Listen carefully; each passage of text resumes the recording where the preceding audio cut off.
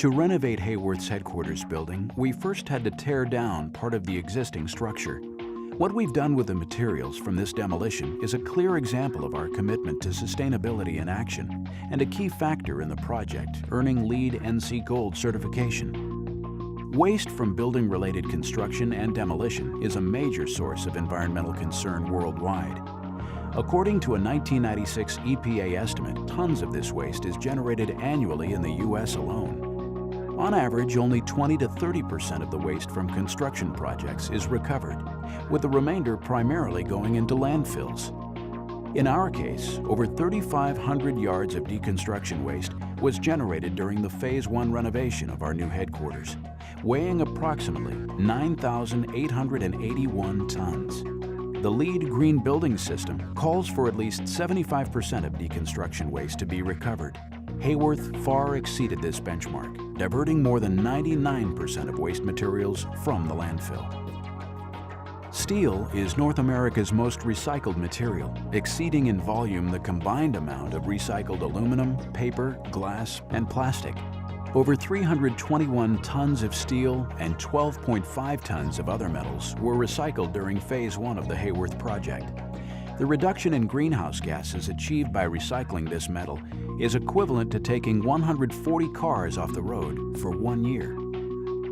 Carpet makes up almost 4% of all landfill waste in North America. During Phase 1 of Haworth's project, we removed and recovered tons of carpet tiles from the existing facility, without a single pound going to a landfill. A portion was donated to area schools. The bulk was sent to a major carpet recycling company, where it was sorted based on their materials content and condition for either reuse or downcycling into other products. Less than 5% of the recovered tiles have no viable secondary market and were sent to a waste-to-energy facility for use as an alternative fuel source.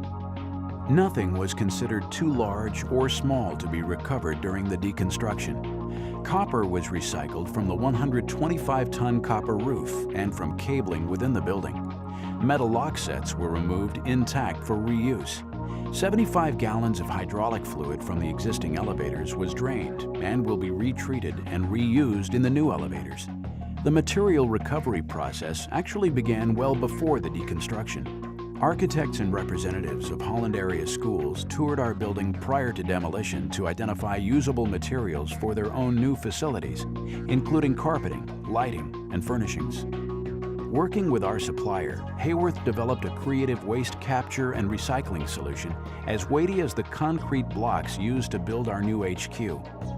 Over half of the content of those 8,000 concrete blocks is made up of waste generated by our demolition and normal manufacturing operations. 52% of the block's content is recycled glass from our demolition. Another 2.5% of the block's content is concrete dust recovered from our Techcrete manufacturing operation.